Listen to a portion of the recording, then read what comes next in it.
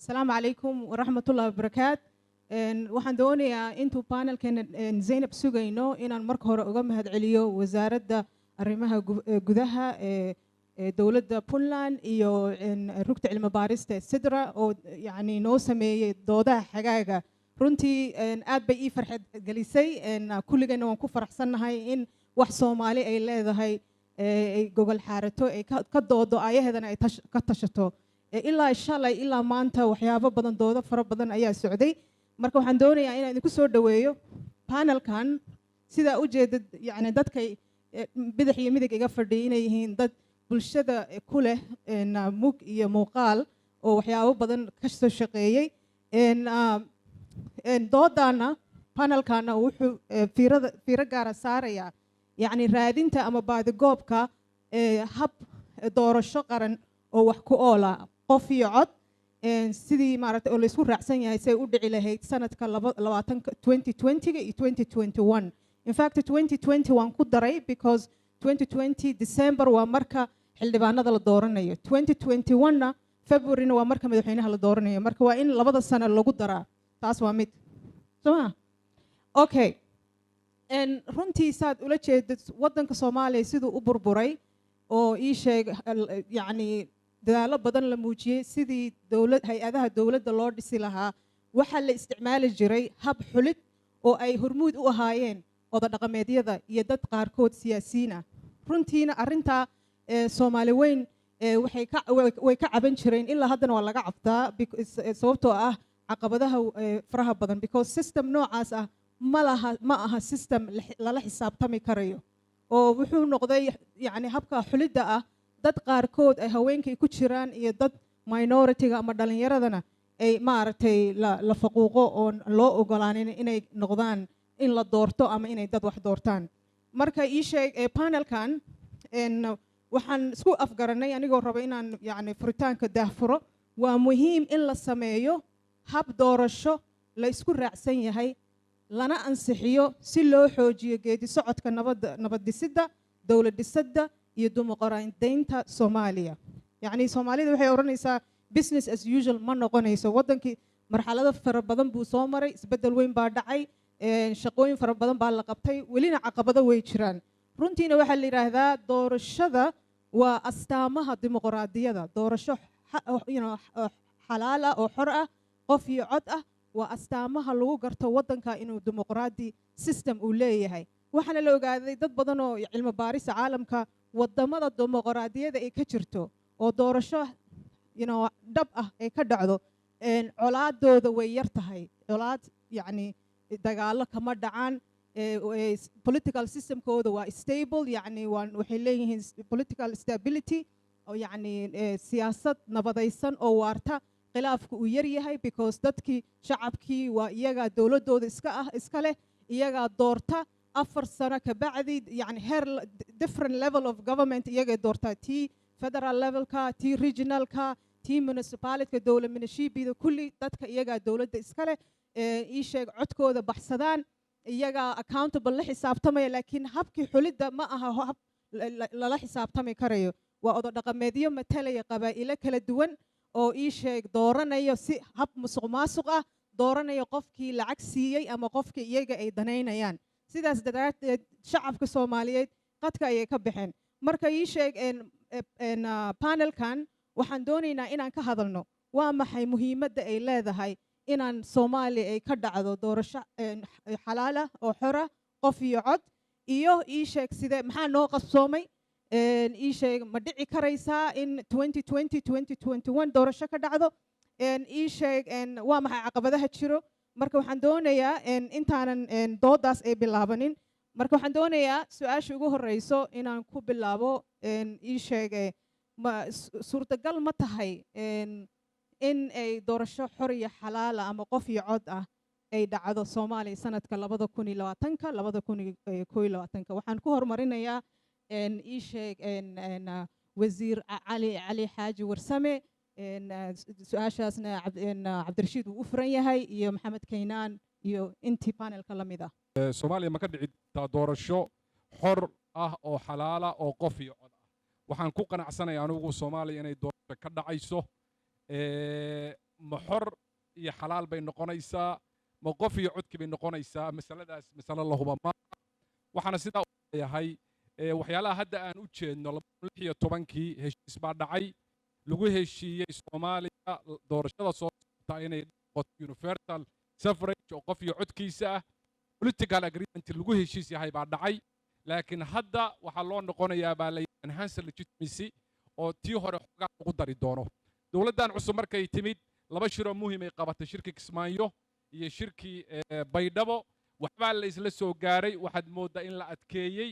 in qof codkii loo tartamo waxaa la adkeeyey haddana inaan dib loogu noqon 4.5 inaan dib loogu noqon in odayaashu wax soo qoraan intaa wixii ka dambaysay dowladdu dib bay u noqotay inay shaqo qabato maantay wax cad oo heshiis lagu yahay oo ilaa haddeer laga wada hadlay ma jiraan khatar baa muuqata waqtigu inuu dhammaado iyadoo waxba lagu heshiinin haddaan inta sanadka ka hadhay political agreement la gelinin Soomaaliya ma heli doonto doorasho cod iyo qof bismillah waa mahadsan tahay doctor shukriya hadda ka hor bismillah xadiis baa jira oo nabiga la weydiiyey nin uu weydiiyey sallallahu alayhi wasallam qiyaamuhu goormuu dhacayaa buu yidhi markaas wuxuu yidhi hooyadaa kuweydaya maxaa u diyaarsatay marka annaga doorasho ma dhacaysaa 2021 waxaa weheliya doorasho rabna ama dhici karta waa noocee dadka laga rabo doorasho inay hirgeliyaan waa kuwee ma dowladda federaalka ma baarlamaanka ma goboleedyada ma annaga inta fadhinaa ma adinka soo jeedaa marka runtii annagu heritage ahaan daraasaan ka samaynay af Soomaaliya Ingiriis bay ku qoran tahay waxay ku jirtaa website-kayga halkan bil ka hor baan joognay in badan oo ka mid ah waa nagala qayb qashan doodii xamarna waa ku qabanay Nairobi waa ku qabanay marka daraasad hal sana aan wadnay aan ka samaynay mawduuca waxaan kula talnaa maadaama waqtigu ciriir yahay dadkuna badan yihiin inaan waqti badan ka qaadano aad akhridaan lacag badanna waa gelinay khubaro badanna way ka shaqaysay taas waa qodob waxaan rabaa inaan kusoo gabagabeeyo doorasho waa arrin highly political oo waxyaabo badan ba ku hoos duugan aad bay macnaha u qodan tahay nooca la sameynayo waxay saameyn ku yeelanaysaa qofka codeynaya ama xisbi u coday baa leeyahay ama seenab u codee waxay saameyn ku leedahay xisbiyadii saameyn ku leedahay oo xisbiye badan sida Talyaaniga iyo Israa'iil oo kala yeelano baa ka dhan karta nooca doorasho habkan u degsanno siyaasiga ay ku xiran tahay oo nooca dawladdu ay Baydhabo iyo ka sheegtay oo la dhaho proportional representation close listiga haddii xisbi ay seenab leedahay ama shukriya leedahay la igu daro aniga haddii seenab igu qorto qofka shanaad inaan noqdo xisbiga ka ahay listiga uga qornahay liiska xirno aan bedeli karin chance baan leeyahay inaan maxaa la dhahaa xildhibaan noqdo haddii laakiin 25 ama 30 ugu qorto ama 45 ugu qorto ama 225 ugu qorto waxaa dhici karta chance inaan yeelan marka nooca doorasho aan dooranno dalku saameynaya sida loo dhaqaayo xisbigu saameynaya noocu noqonaya inay badnaanayaan sida Mareykanka laba xisbi noqonayaan ama badnaanayaan sida Talyaaniga muwaadinku qofku la xisaabtamaya ma xisbigu la xisaabtamaya mise qof boqol waxbaa ku dhex duugan marka nooca doorashada sibiq aysan u gelin sida bidaar dadka laga sugayana Soomaalida abaysay u tiri Soomaalidu dhan mahane waa dadka halkan ku jira iyo dadka siyaasadda gacanta ku haya Soomaaliyana handay sidaan ku sii jirto oo dad dhaqdhaqaaqayaala oo dhiifoon oo dhiiroon oo soo jeeda la waayo haddana Xuseen waa sidii ka hadlayay dadka liisaya ka hadlayay doorashooyinka hore sidii loogu soo cawarmayna waa wada ogeedeenoo xildhibaanada lacagta laga dhameystay beelihii waa isku dilay jafooyinkii waa isku dilay aad bay cawarnaan badan bay keentay haddana marka dad oo indhuhu u furan yihiin oo wax ogol wax diidan la waayo oo waxay gelahayaan wuxuu yahay ka warqabo aysan sibiq ku gelin aniga waxaan aaminsanahay inay doorashan adkaan doonto dalkanba in la dhisan ay adkaan doonto marka aad bay daruuri u tahay mawduucan qof kasta inuu iskiis uga bogto oo xataa aan la isbarbaryin oo wax la isfahansiin sababta waxaa waaye haddaan la samayn dalkan dhibaato weyn buu la kulmi karaa igaraa loo ku dheer waa mahadsan tahay kaynaan hay ambaas bismillah assalaamu calaykum waraxmatullaahi wabarakaatuhu galab wanaagsan waxaana marka hore inaan u mahad celiyo dowladda Puntland wasaaradda arrimaha gudaha iyo sidra guuleed oo uga casuumay mawduucan mataqaanaa muhiimka ah waxaan ka horaa inaan u hambaliyeeyo daadiyaasha barnaamijkan soo daadihinaya oo si fiican mataqaanaa u maareeyey mawduuca hadda laga hadlaayo doorasho ma dhacaysaa oo xor iyo xalaal ah aniga waxaan aaminsanahay doorasho way dhici doontaa laakiin sida had la sheegayo oo ah hal qof iyo hal mataqaanaa cod ma u dhici doontaa waxbaa ka horeeyo in la sameeyo si had wasiirka oo sheegay heshiisyadii lasoo galay oo kii u dambeeyey oo mataqaanaa jubbaland in la fududeeyo ama la hirgeliyo ayay ku habboonayd hadda caqabadaha jira waxaa ka mid ah dowladda dhexe iyo maamul-goboleedyada isma haystaan see loo samayn karaa marka hal qof iyo hal cod waxaa kaloo ka horreysay in la sameeyo ahayd anaa aaminsanahay in laga soo bilaabo hoos dowladda iyo maamul-goboleedyada waxaa ku fiicnayd inay tuulooyinka iyo xaafadaha iyo magaalooyinka laga soo bilaabo dadka la baro in la codeyn karo la diiwaangeliyo kadibna mataqaanaa heer oo mataqaanaa federaal la aado caqabadaha kale jirto waxaa weeye waxaan aaminsannahay ilaa inta aan ku taagannahay 4.5 xal soomaaliya uma imaanayo ilaa dowladda dhexe iyo mataqaanaa maamul-goboleedyada ay dhaqangeliyaan in la yidhaahdo 0.5 ma jirto markaas ayuu xal imaanayaa qofkoo la mid ah inta la leeyahay waa nus uga hooseeyaa ilaaha baan u jeeda ilaaha baan cadaabayo marka insha allah waxaan rajeynaya in laga baxo kadib ayuu xalka imaanaya insha allah intaana u gudbin waxaan doonayaa Zainab inaan microphone ku soo dhaweeyo iyadoo noo sharaxi doonto concept la dhahayo haanta jaamac waxay ku salaysan tahay ya السلام عليكم قلب وناكسن قلب وناكسن ما لسيحد ماشي عقدتك بعد ذلك وي هردانه ان هرتي waxaan rabaa inaan iraado wax yar ay idinku qoslisiyo maadaama waqtigii dadku markay dhargaan xoogaa hurdo qabato marka waxaan rabaa inaan iraado arbowe iyo baayo aa idin salaabe hadba sida aad u fadhidaan marka reer bariga waxaa la yidhi waxay yidhaahdaan saas dadku u salaamaan marka maadaama aan garow joogno marka waxaan horta marka hore maadaama mawduuca aan baryahan oo dhan ka hadlaynay uu yahay dib u heshiisiin bulsho iyo dimuqraadiyad waarta waxaan rabaa arrin isku keenaysa kulligood in aan ka hadlo oo ah waxa astaanta oo ah hanaanka dhab u heshiinta qaran shalay uu jaamac ka hadlayay oo ah haanta haan yaa yaqaano haan gacanta taaga qofkii haan yaqaano haan okay so haanta waxaa la yidhi haanta qaybaheeda kala duwan ayaa dooday oo mid walba wuxuu yidhi haddaanan aniga ahayn haantii aa hadashay reerku biyo ma cabin kaasaa haruubkii ama ganuunkiiyaa wuxuu yidhi oo haddaanan anigu kugu aaburnayn ma reeraa biyo u geyn lahayd markaasaa waxaa soo booday saabkii markaasuu yidhi oo labadiinnaba haddaanan anigu idin ahayn ma reeraa biyo u geyn lahaydeen mar horaa bursan lahaydeen saa haddana waxaa soo booday lingaxa markaasuu yidhi iyo haruubow haddaanan anigu hayn oo idinku meerayn ma reeraa biyo u geyn lahaydeen haddana waxaa soo booday geedaankii markaasuu yidhi warsaabow haddaanan anigu kugu wareegsanayn oo aanan isku kaahayn mahaan iyo haruub baa celin lahayd marka haddana ugu dambayntii waxaa soo booday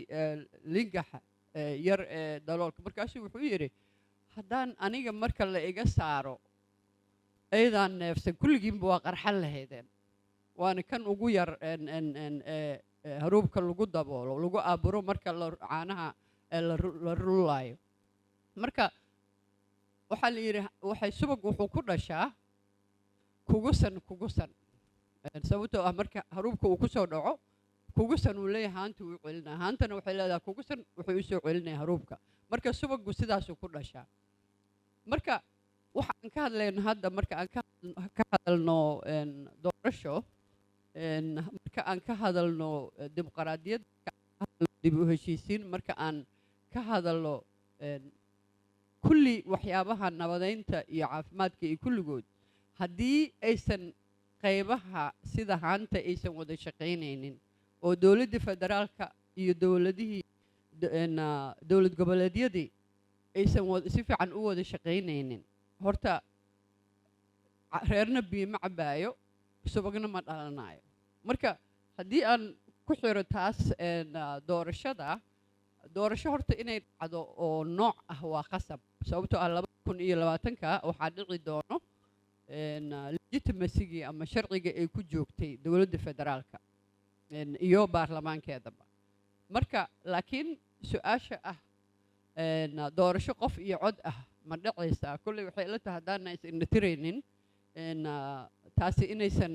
macquul ahayn inay doorasho qof iyo cod ah ay dhacdo laakiin ay doorasho inay dhacdo marka waxaan rabaa in aan ku gabagabeeyo haddii aan nahay annaga dadkii soomaalida ahaa oo wax ku leh masiirka waddanka in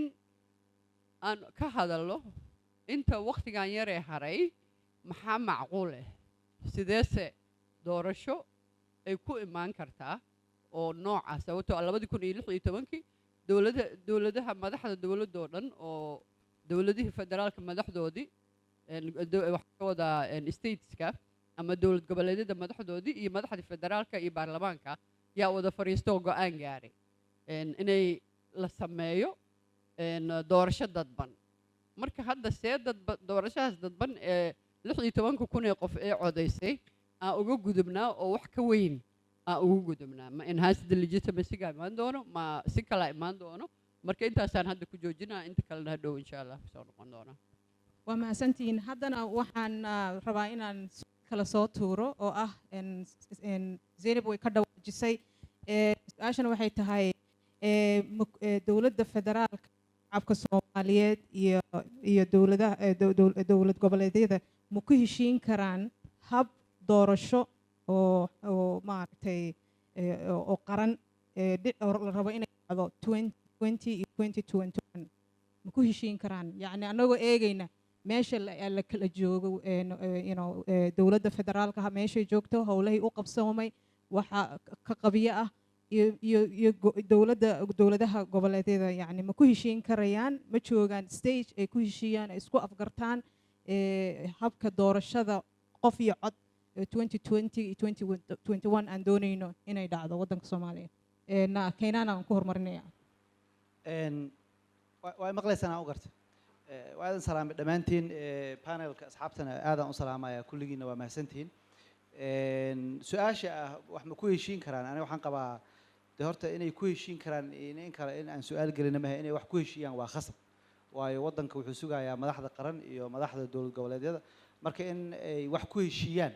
ayaa aan dabcan rajaynaynaa waana ku khasban yihiin oo haddaysan wax ku heshiinin dee waddanka wuxuu noqonayaa waddan ay cid kale un u talisa marka horta inay wax ku heshiiyaan wayna ku heshiin karaan saa aaminsanahay anigu kama mid ihi dadka aaminsan Soomaaliya inay maanta ay jirto maalintii ugu xumeed inay tahay waxaan aaminsanahay inaan soo marnay waqti aad u xun haddana meesha aan joogno siyaasadda ay adag tahay laakiin waxaanan laga heshiin karin iyo dad aan heshiin karin iyo si aan loo heshiin karinba inaan lahayn ma aaminsanin dadkeena waa la hayaa noocyadii ama sidii loo heshiin lahaana waa la yaqaanaa waana la heshiin karaa marka waxa weeye waqtiga unbaana khasbi doona dadka waana la heshiin doonaa insha allah aniga runtii kama mid ihi dadka ama ma qabi fikirka ah in ma aragtay Soomaalida ay marayso si dad badan ay qabaan oo kale yacni meel ummadda ay maanta maalinta ugu khatarsaneed ama wax saas oo kale waxaan aaminsanahay in siyaasad adag lagu jiro laakiin aan soo marnay meel xataa dadkii wada hadli lahaa aan la garanayn maanta waxaa cad in dowlad federaal aan leenahay waxaa cad inaan dowladda xuban ka ah dowladda federaalka ee tahay ee jirto waxaa cad xataa sidii lagu wada hadli lahaa iyo meelihii lagu wada hadli lahaa su-aasha waxaa weeye dadka hadda joogo yacni mas-uuliyadda ma qaadi doonaan inay wada hadlaan ay hob maaragtay waan u duceynaynaa waan rajaynayaa inay kulmaan oo ayna hadlaan wayna kulmi karaan aniga saa aaminsanahay wayna ku heshiin karaan mahadsan tahay doodan questionkan waa idiin furan tahay ambassador cali americo iyo wasiir iyo cabdirashiid iyo Zainab as well aniga runtii aad baan ula qabaa sida keenaan u dhigay hal shay aad baan uga digayaa oo ah in la yidhaahdo waxaa lama samayn karo innaga oo aan waqtigii gaarin ama aan wax qabsan inaan ka hor tagno ka hor dhacno dhinaahno waxaas ma suurtageli karaan maalan one man one vote ama one person one vote ma dhici kara in la yidhaahdo arrintaasi waxaad mooddaa inaysan sax ahayn sababtu waxa weeye dowladdan mandatekeedii sanad iyo bar baa haray 6 biloodna waa jiitami doontaa dowladdii ka horreysay 4 sano iyo 6 bilood bay ku qaadatay 2 sano haddii daacad laga yahay wax weyn baa la qaban karaa midda labaad qofkii doorasho galay oo soo arkay xanuunka odayaasha iyo dhaqanku ay leeyihiin waxaan u malaynayaa inuusan u xiisayn mar dambe puntland markaan u tartamaya waxaan idhi anugu 6 iyo 6 dambe usoo noqon maayo mar dambe maxaa yeelay xanuunkeedaan ogahay marka inaan dadka walaalahaya sugo ama ay doortaan ama ay diraan baa iga fiican inaan oday ama dad lacag gadanayo dhinac fadhiisto marka aniga waxaan qabaa suurtagal weeye one man one vote haddii lagu talagalo haddaynu gaari weyno markaa aan ka hadalno waqti fiican baan haysanahay sanadka soo socda awalkiisa war one man one vote lama gaari karee maxaynu ku bedelaa laakiin waxaan codsanayaa inaan la niyad jabin shalayto iyadoon laysu imaan karin baa laysu yimid iyadoon la heshiin karin baa lagu heshiiyey 4.5 iyadoon la heshiin karin baa haddana waxaa lagu heshiin 4.5 la sii ballaariyo odayaasha laga gudbo 135 oday loo bedelo 17,500 miyaan loo bedeli karin 500,000 miyaan loo bedeli karin 1 milyan miyaan loo bedeli karin 2 milyan miyaan Soomaaliya meelo badan lagu codayn karinin kor aan u qaadno ilaahayna welwana wax ku barino aniga waan qabaa waa la qabaa hadda wasiirka iyo keenan laakiin kubadda waxay ag taallaa dowladda federaalka waxaan ugu baaqi lahaa dowladda federaalka maadaama shalayto madaxweyne deni uu yidhi waa hooyada mataqaanaa waddanka in dowladda ay gacan haajiso dowladaha federaalka ku jirana waxaan aaminsanahay iyagana inay soo dhoweeyaan in la fadhiisto dadkan Soomaaliyeed loo miciin tiro loo kaalmeeyo in u hagaan waddo fiican iyo doorasho ka duwan tii 2016 ahayd aniga iyo wasiirka mashruuciin baa ahayn marka ilaahay noo celiyo tii kale insha Allah bismillaah annagu heritage ahaan 4 option baan soo bandhignay oo daraasadda hadda idiin sheegay aan ku soo qornay 4tuba waxa anagu aan alifnay maahan laakiin markaan dadka khubarada wareysanay oo dhex galay dadka halkaan fadhiya qaar badan aan wareysanay qaar xagga ka soo jeeda waa wareysanay xildhibaanaan wareysanay adduunkaan fiirinay Soomaaliyaan fiirinay ilaa 50kii ilaa 2016kii wixii doorasho ka dhacay oo dhan aan fiirinay 4 hanaan oo 4 wakiil qaata annaga aan okay ku nahay oo kala duwanna baan anagu soo jeedinay mid kastoo la qaatana meelna uu ku fiican yahay meelna uu ku litaa oo laakiin haddii kii la doortaba horta annaga waa nala fiican yahay waan codsanaynaa inaad qiimaysaan haddii idin anfacaan oo khayr haddaad 4 kaloo ka fiican keeni kartaana la keeno oo horta maskaxda in la tuujiyo waa qabnaa marka 4 dhici kara su-aashaas haddaan ka jawaab doctor shukriya 4 hanaan oo dhici kara annaga soo bandhignay oo qaar anagu ma lihiin qaarkooda baydhabo mid baa dowladda mid geysay baydhabo kismaayo maamul goboleedyada mid geeyey mid waa kii hore sanadkii hore dhacay oo lagu yaro maaragtay aada loo sii qurqurxiyey iyo mid kaloo ka duwan oo nooc cusub ah oo beelo la aaday kulligoodna 3 ka mid ah qof kastoo Soomaaliya raba inuu codeeyo wuu codeyn karaa codeyn looma fadhiyaayo marka intaan haddii rabaa inay codeeyaan haddii boqolaal codeeyaan way codeyn karaan oo hab waxaan u dhignay qof kastoo loo ogol yahay inuu codeeyo laakiin arrinta siyaasaddeena iyo doorashooyinkeena kharibaya waxaa ka mid ah doorasho qof iyo cod ah iyo 4.5 iyo xisbiyo isma qaadan karaan macnaha haddaan rabno inaan 4.5 ka maintain gareyno xisbiyo ma noqon karno macnaha waa wax isdiidan marka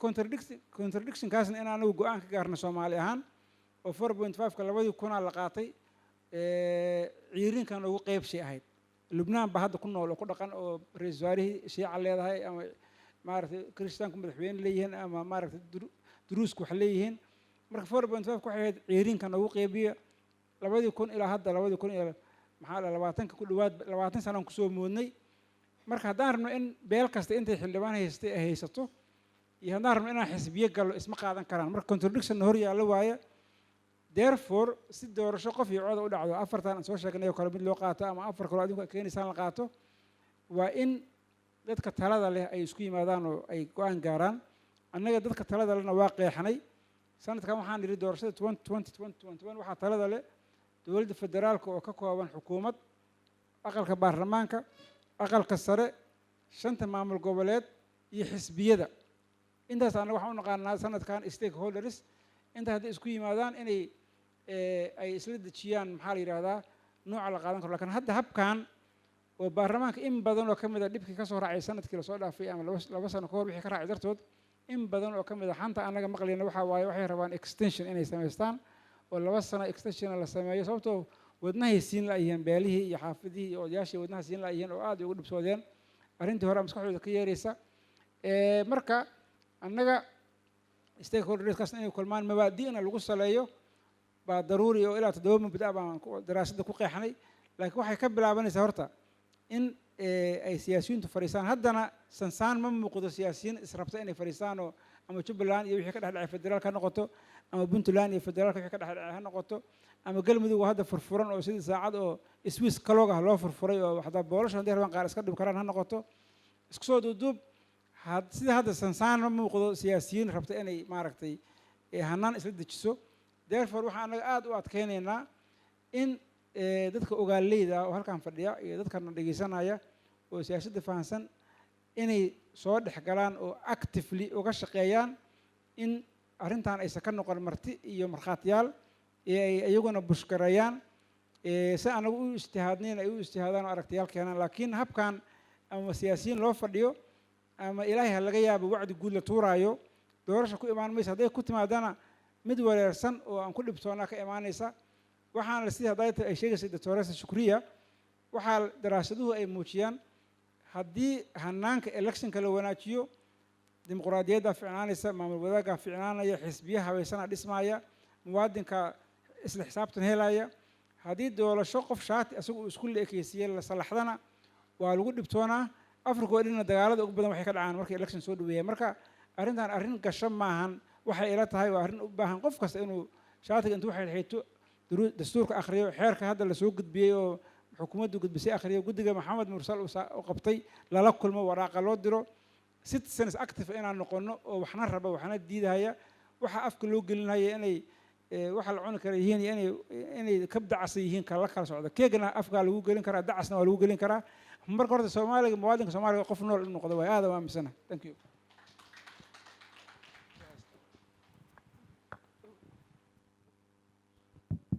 السلام عليكم. horta marka aniga aan lahaa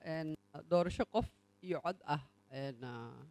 ma dhici karto. waxa uga jeedo waxay tahay marka aan leenahay doorasho qof iyo cod ah in qof walba oo Soomaali ah oo nacam muwaadin Soomaaliyeed ah 18 sano gaaray uu codayn karo. marka hadda waqtigan aan joogno waxaan ognahay meelo badan oo wadankii ka mid ah in aysan dawladdu gacanta ku haynin oo maxaa la yiraahdaa Xuseen qolinka uu ka hadlayay shabaab ay iyagu maaragtay ka taliyaan. waxaa kaloo iyadana jirta in dowlad goboleedyada qaar doorashooyinkoodii li lagu guda jiro ama yaananba doorashooyin dhihina xitaa maaragtay ay hadda wada tashi dadkii ay samaynayaan oo doorashooyinka ay dib u dhaceen. taasna waxaa muhiim in dadkaas madaxda ka noqon doona dowlad goboleedyadaas ay yihiin dadka masiirka fadhiyo oo go'aanka wax ka gaaraya. marka haddii teeda kale ilaa iyo hadda hayno warcad oo la leeyahay wax walba oo dhaco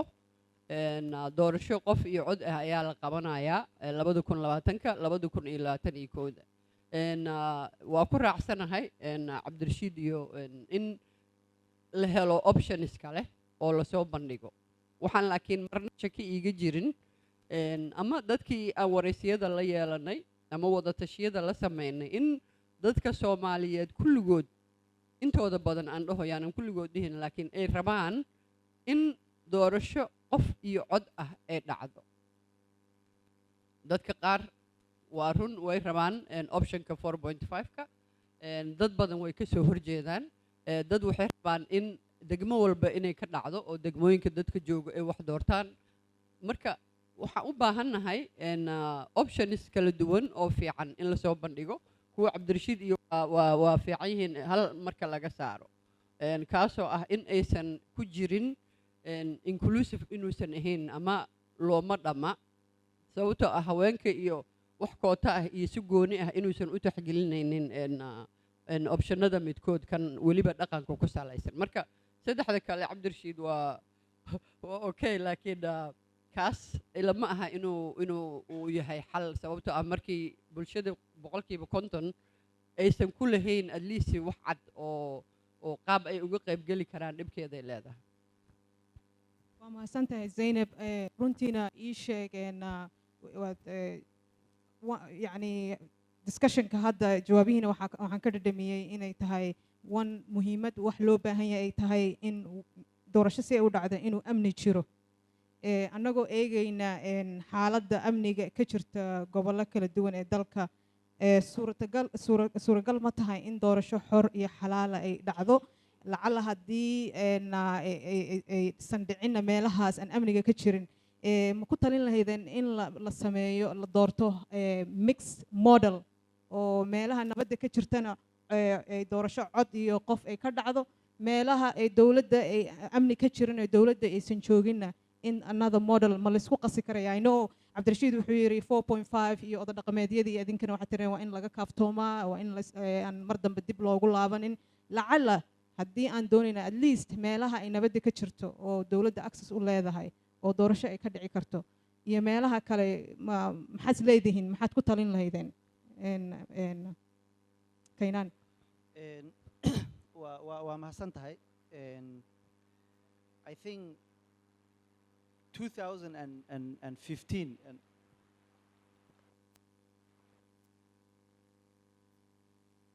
ma shaqaynaya hadda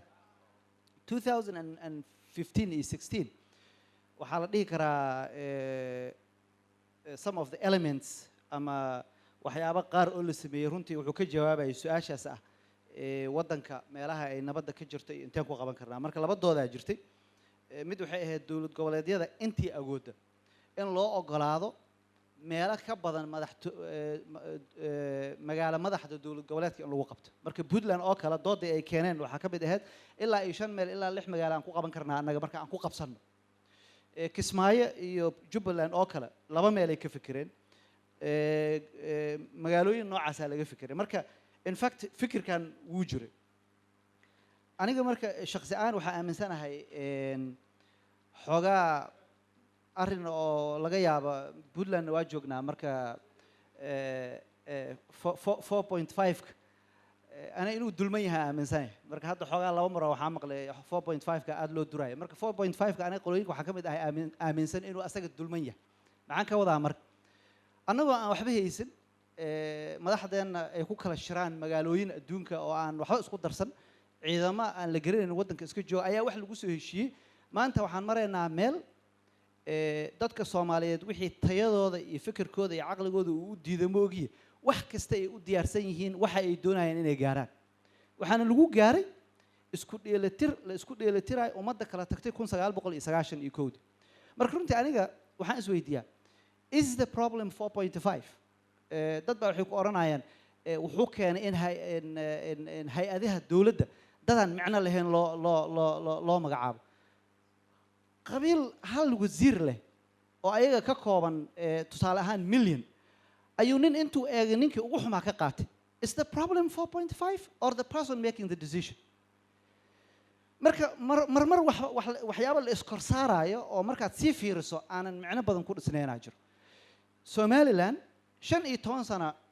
xildhibaanadooda isma dooran ma aqaan inay dadka warqabaan Somaliland waa meelaha ugu stability fiican in Horn of Africa ugu demokratiya fiican sida la sheegay iyadoo sidaas tahay baarlamaankooda lama dooran lamana soo dooran 15 sano laakiin madaxweynahooda la doorta Puntland 20 sano ay jirtaa odayaasha 60 tartanka u galay oo ku soo rafaaday ilaahay rafaadka ha ka warqaado laakiin dhibka in dawladnimada ay shaqeyn weyso ama in democratization la gaaro waxyaabihii hortaagnaa oo Somaliland ay ka guuri laadahay Puntland 22 sano ama 20 sano ay ka guuri laadahay sidee xamar iyo Soomaaliya oo meelaha qaarkood ay ciidamo shisheeye iyo kuwa shabaab haystaan sidee uga guurayaan marka xoogaa waxaan u baahanahay reality inaan ku soo dhawaano aniga waxaan jeclahay runtii idea ka la yiraahdo gradualism inaan tartiib u socono waxaan ka nimi ambagathi waxaan nimi maaragtay muqdisho dowlad waxaan ku dhisanay dowlad goboleedyada hadda degmooyinka iyo dowlad goboleedyada isku jira oo mixed aan u guuri karnaa laakiin optionkan hor yaalla ma aha ma 4.5 oo season ku noqonaa ma xisbiyaan u guurnaa ma labadooda isku qaadanaa keli ma aha waxaan u baahannahay inaan fiirino dhaqaalaha aan heesanno ee aan annagoo cidna dawarsanayn aan heesanno muxuu yahay amniga aan heesanno muxuu yahay waxaasoo dhanna midda ka weyn aniga aan qabo waxay tahay maxay soomaalida dadka hor jooga ku heshiin karaan aniga waxaan qabaa wax kasta oo madaxda qaran iyo madaxda dowlad goboleed iyo dadka ay matalaan ay ku heshiin karaan is good enough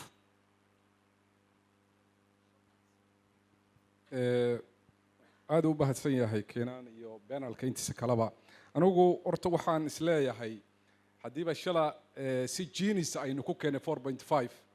maantana waxaan keeni karnaa wax ka fiican inaan fakarna keliya baa u dhaxaysa shalay haddaanu siira ka bilownay maantana 50-70 waa ka bilaabi karnaa waxaan marka oran lahaa marka hore maadaama heshiisyo ay jireen soomaalida waxaa laga yaabaa daakiradeenu badanaa ma socoto wixii lagu heshiiyana laguma noqdo waxaa jira heshiisyo siyaasi ah oo ah in 4.5 laga baxo waxaa jira heshiisyo siyaasi ah oo ah in la helo doorasho guud oo qof kasta oo Soomaaliya ka qayb galo taa markaan wax ku dhisno oo dhahna aleele waa inaa qof kasta oo Soomaaliya xuquuqdiisa la helaa dadkan Soomaaliya maanta 75% waa dhalinyarada adoodu ka yarta 35 waxayna rabaan inay talada wax ku yeeshaan haddii marka aynu go'aan ka qaadano war waa inaynu qof iyo cod u gudubnaa oo duruuftu ay noo diido su'aashaas marka iman doonta suurtagal ma tahay marka maxaa xal ah waxay tahay gabadhii waxa la lagu soo meherinayaa marka wadaadka waa la waayay ma loo saylaanayaa bay tiri waa in xal la helaa haddii marka aynu suurtagelin weyna taas xal baynu raadinaynaa xalka anigu waxaan qabaa heshiisyadii hadda la galo aan sheegaynay 2018 cabdirashiidna uu xusay oo baydhaba agreement iyo kismaayo agreement waxay ku kala duwanaayeen baydhaba waxaa la yidhi Soomaaliya oo dhanba waxaa laga dhigaya single constituency laakiin markii la tagay meesha la yiraahdo kismaayo waxa la wada suurtagal maaha Soomaaliya sida hadda la sheegay isku wadci maaha isku duruuf maaha warbal aynu ka dayno sidii waaga hore multiple constituency laga dhigo waaga dood waxay ahayd 5 magaalo aan u maleynayay Muqdisho ayaa doorashada lagu sameeyay aniga hadda waxaan qabaa in ugu yaraan 18 gobol doorasho laga sameeyo oo gobol kasta dadka joogaahi xildhibaanada si kasta loo doorto ama xisbi ku keen ama 4.5 ku keen laakiin gobol kasta dadka halkaa jooga ha soo doorteen waxa sidaa u leeyahay dadka halkaa joogaahi fursad bay u helayaan inay taladii wax ku yeeshaan dood baa imanaysa dhaqaalaha imanaya waaga dhaweyta garow halkan la isugu yimid dadkii meel kala seexdaan la waayay nin walba wuxuu keensaday 70 qof walba waa gubtay 10 nin oo tartamaya min 100 kun laga qaatay hal mid baa codkii la siiyay 100 milyan waa la qaatay marka war waxaas mushkilo weeye marka gobolkii hal lagu celiyo ama 4.5 hal la yiraahdo ama si kale hal la yiraahdee anigu waxaan qabaa anoo ku siiyay oo reer hebel aad tahay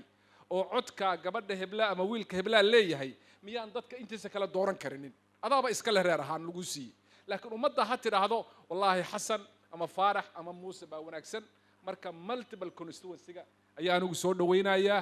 laakiin waxaan markaas oranayaa war wixii noo suurtagali waaya xal waa u helaynaaye ina caqabad ka dhigay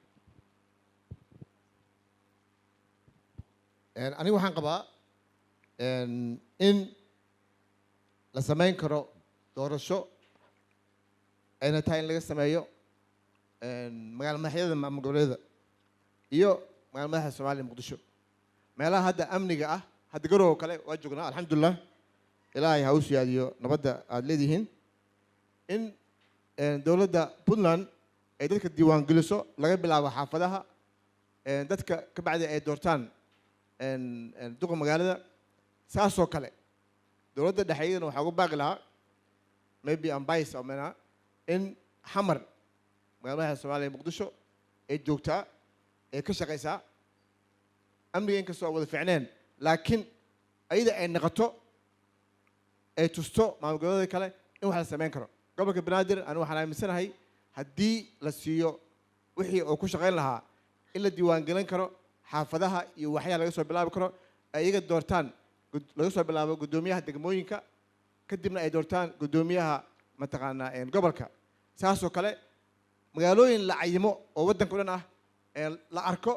kadib waxaan aaminsanahay wanaaggeeda marka la arko in la sii badin karo hadduu la yihahdo.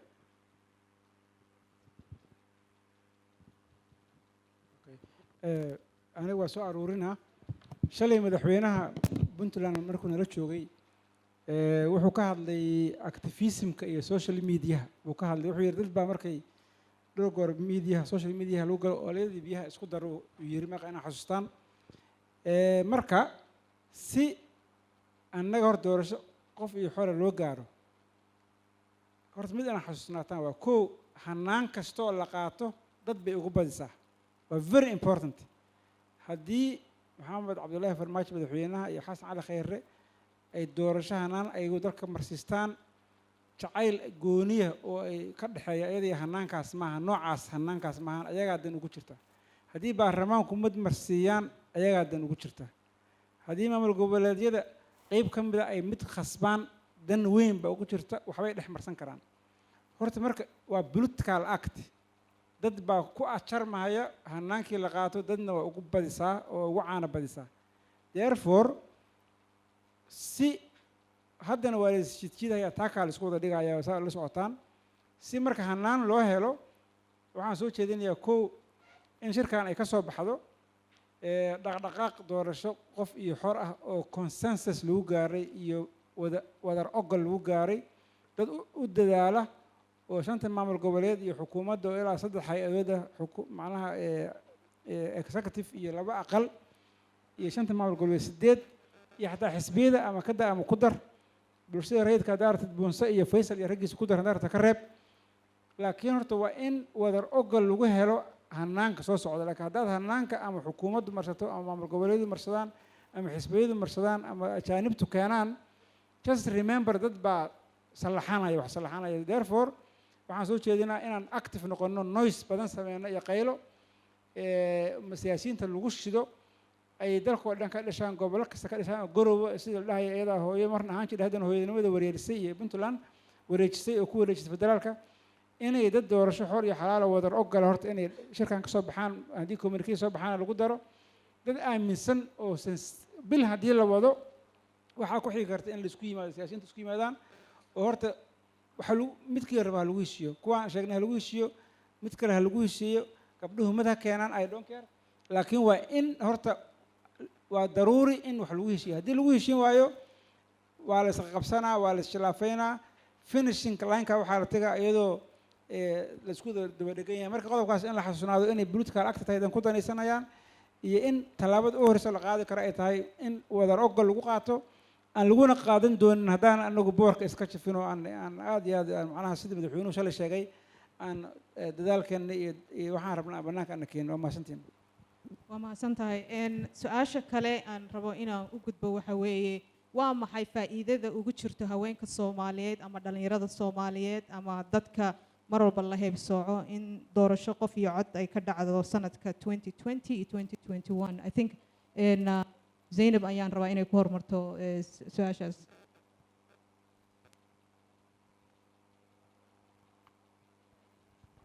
bismillahi raxmaani raxiim horta marka haweenka dhalinyarada iyo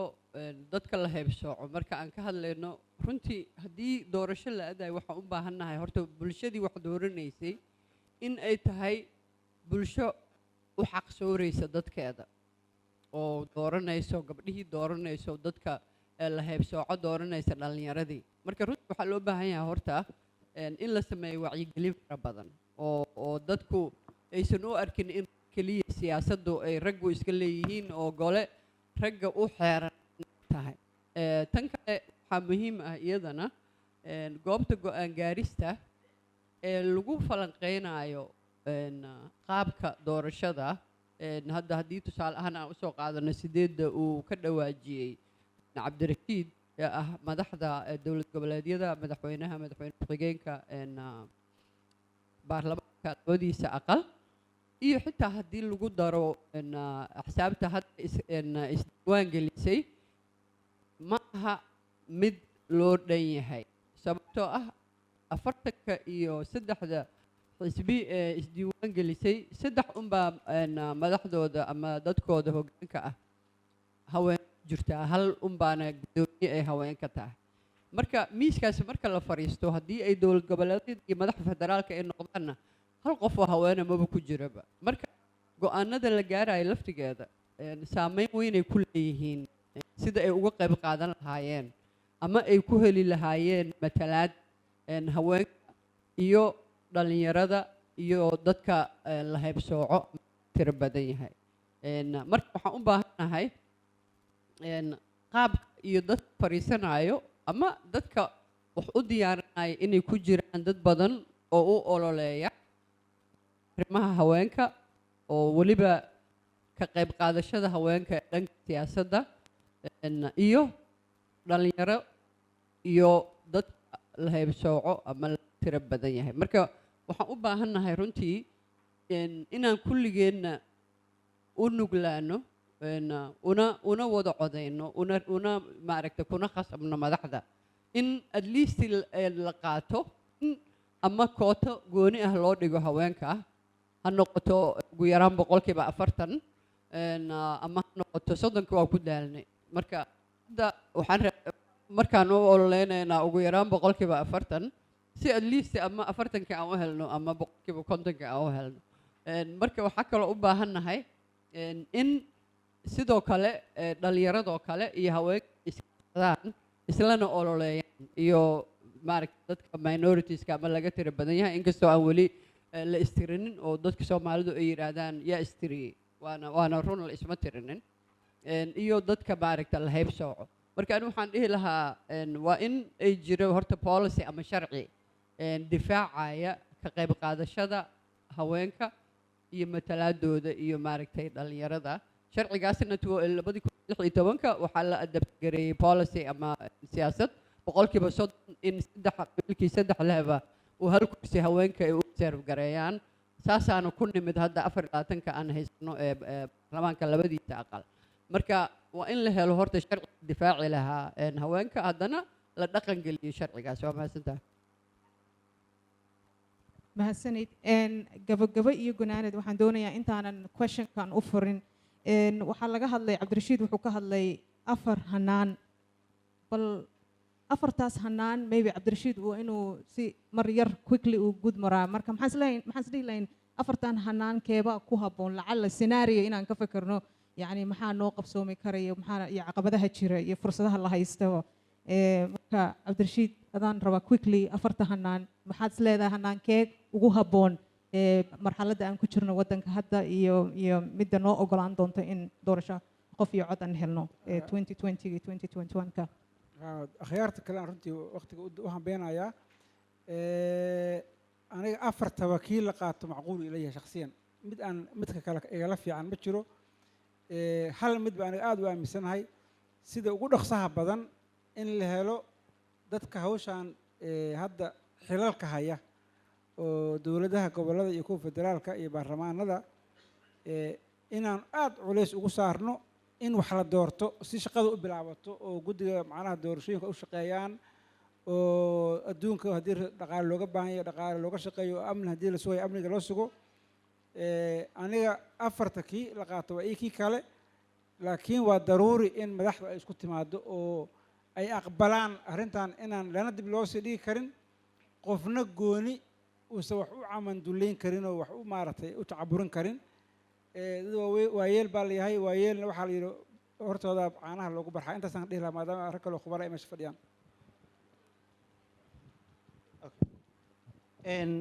waxaan rabaa inaan wax yar ku daro aniga arrinka haweenka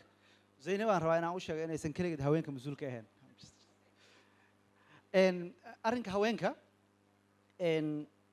yani aniga waxaan qabaa haweenka iyo dadka inkastoo aan la isxisaabin marka la isxisaabo ee caddaan doonta in la kala badan yahay waa special interest group arrinka dhalinyarada youthka anigu arrinkaas waxaan ka qabaa dood aad u weyn oo ah inaysan waxba ka maqneen يعني إن access politically أي كقب قاتان وميل لكن دورشة إيه percentage واحد يراه because youth ياه أنا نفتكر كي مرة youth أسكع عمرتها هذه مارت مرك youth كيشو معه لكن هوينك يضدك لقيت بدنيا وهذا أنا نقرن انتردا و special group مرك هوينك لا بقى أهرم ولا هرا ماشي مرك سؤال هذا وحواي محا interest أو جرى إن يضدك دورتان يعني idea كوحواي guruubyadaas in ay jiraan xuquuq gooni u ah oo haddaysan ayagii meesha joogin ee lumayso yacni annagu waxaan garanaynaa rag hadda haddii lagu soo dari lahaa shuruucda la isku dooranayo ama ku baarlamaan ha ahaada ama ku madaxweyne ha ahaada ama dowlad goboleed ama kan qaranka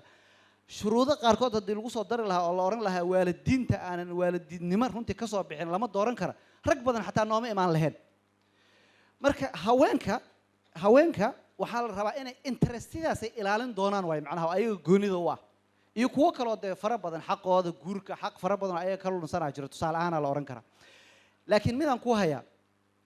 2016 wixii dhacay haweenka inay ka warqabaan ma aqaan anigu guddiga doorashadan afayeen oo ahaa shuruucda markii la qorayna xafiiska madaxweyne xasan sheekh maxamuud markaa jiraan mateli jiray waxa kaliya ee ku heleen lambarada ay hadda haystaan ma aha advocacy ay sameeyeen kaliya laakiin mechanismka la isku doortay ayaa wuxuu ku caddaa 30% sheekada ma 30% qof kasta aska oran kara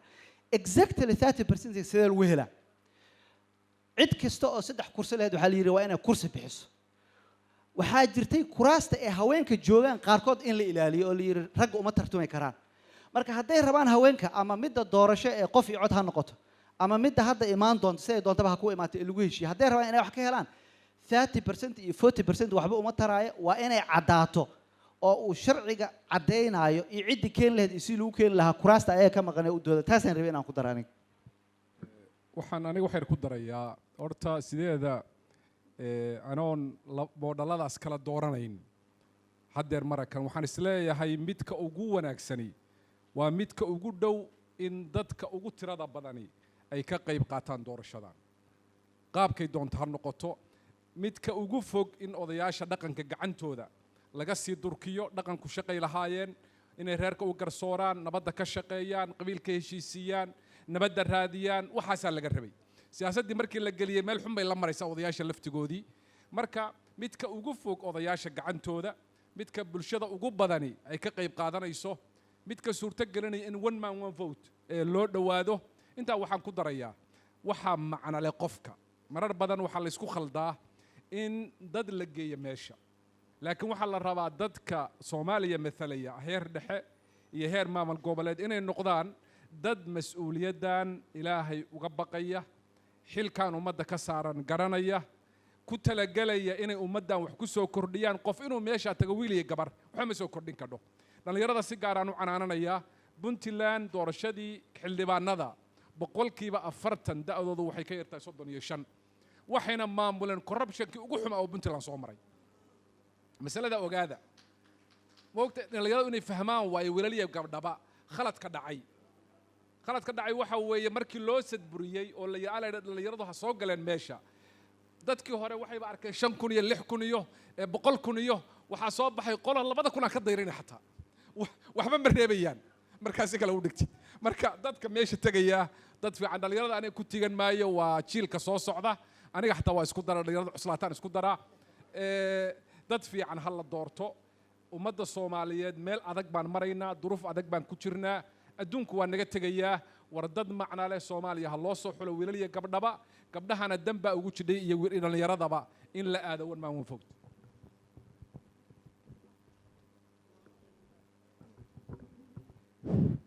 aniga waxaan ku dari lahaa kaliya inaan ka shaqeyno horta hore intaan la gaarin doorasho Cabdishiid wuxuu sheegay in warar ku jiro magaalada ay tahay in dowladda hadda joogta ay rabto extension